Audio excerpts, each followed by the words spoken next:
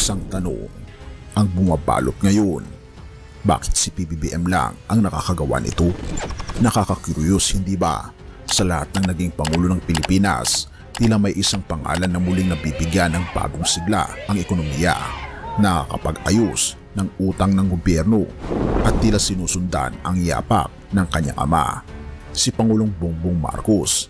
Pero bakit nga ba sa lahat ng naging lider mula noong panahon ni Ferdinand E. Marcos Sr., tila si PBBM lang ang nakakagawa nito? Ano ang sikreto niya? At higit sa lahat, paano niya ito nagagawa sa kabila ng tila imposibleng sitwasyon? Huwag kang bibitaw dahil ang sagot ay nasa dulo.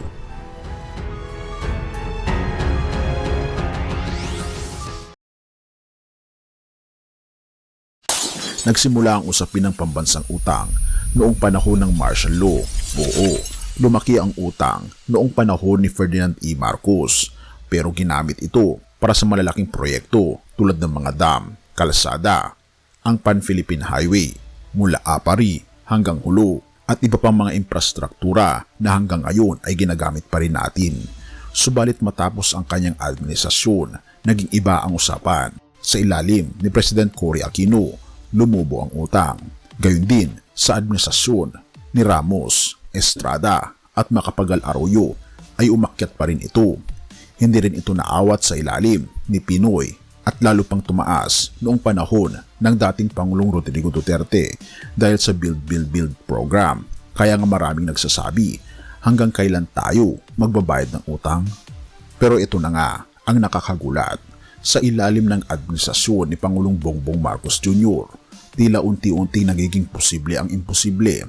Sa datos mula sa Bureau of Treasury na itala na ng administrasyon ang pagbabayad ng 91.6% ng kabuuang utang, isang record na mahirap pantayan.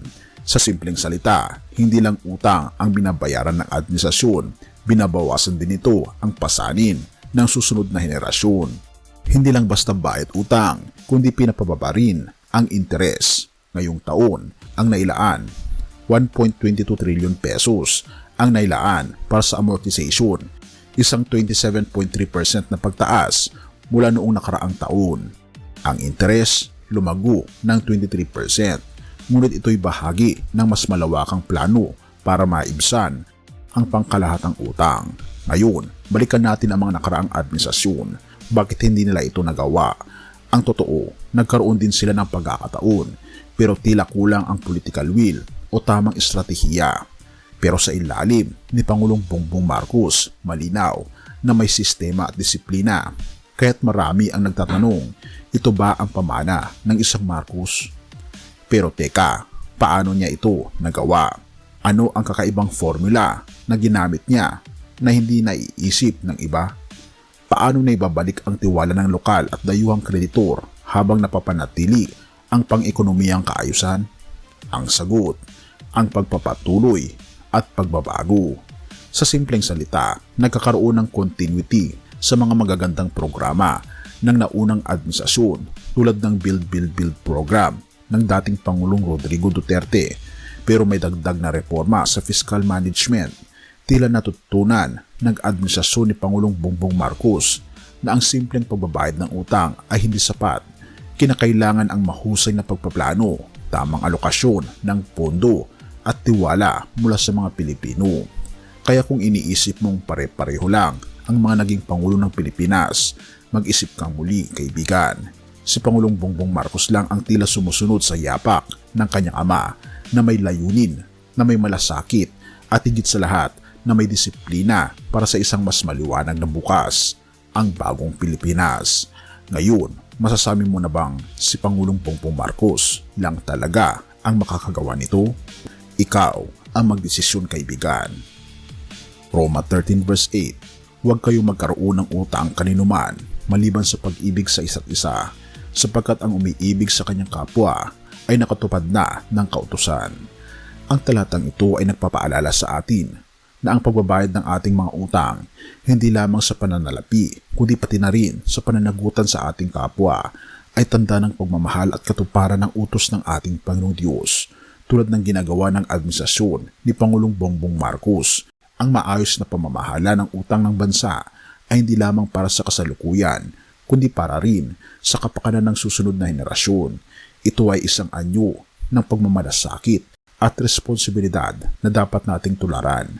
Ang pagbabayad ng utang ay isang espiritual na gawain ng katapatan at ipinapakita nito ang kahalagahan ng tamang pangangasiwa, pananagutan at pagmamahal sa ating kapwa at sa ating bayan. Purihin ang ating Panginoong Diyos at tayo manalangin. Ama naming Diyos na makapangyarihan sa lahat, na nasa langit, na siyang umiibig sa buong sangkatauhan. Ikaw ang may-ari sa lahat ng bagay sa mundong ito. Salamat po sa inspirasyon na dala ng mensaheng ito.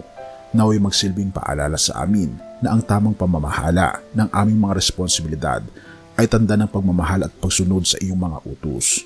O aming Panginoong Diyos, salamat sa liderato na naglalayong pag-aanin ang bigat ng aming hinaharap sa pamagitan ng maayos na pangangasiwa ng utang.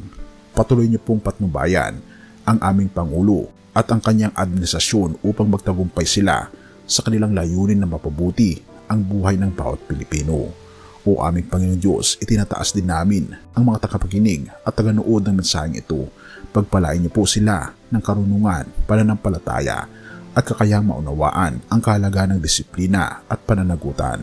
Turuan po kami, Panginoon, na maging mabuting tagapamahala ng mga biyayang ipinagkaloob niyo sa bawat isa at huwag kaming matakot na harapin ang aming mga tungkulin na tulungan din ang aming kapwa. Naway manahan ang aming pong Panginoong Hesukristo sa aming puso mula ngayon at magpakailanman. O aming Panginoong Diyos, aming Ama, naway ang aming bansa ay maging mas matatag at puno ng pag-asa dahil sa iyong gabay. Patuloy niyo po kaming samahan sa bawat hakbang ng aming paglalakbay, sapagkat ang lahat ng ito ay aming itinataas alang-alang sa pangalan ng aming Panginoon Hesus na siya ring aming tagapagligtas, at patnubayan po kami at patawarin po kami sa lahat ng aming pagkukulang at pagkakasala, sapagkat ito ang samot hiling sa matamis na pangalan ng aming Panginoon Hesus. Amen. Bago natin ipagpatuloy, kaibigan, siya nga pala ang Great Controversy, na isa sa mga pinaka-kontrobersyal na libro dahil tumutukoy ito sa mga propesiya sa libro ng Daniel at Revelation na nagaganap na sa panahon natin ngayon, bago ang pagdating ng ating Panginoong Diyos ay pinamimigay na namin ng libre sa pamamagitan ng PDF. At ito ay nasa limited lamang na panahon, kaya i-click mo sa description sa baba upang ma-avail mo, kaibigan, ang napaka-importanteng libro ito na magbubukas sa iyo sa mas maliwanag mong hinaharap. Purihin ang ating Panginoong Diyos at tayo magpatuloy.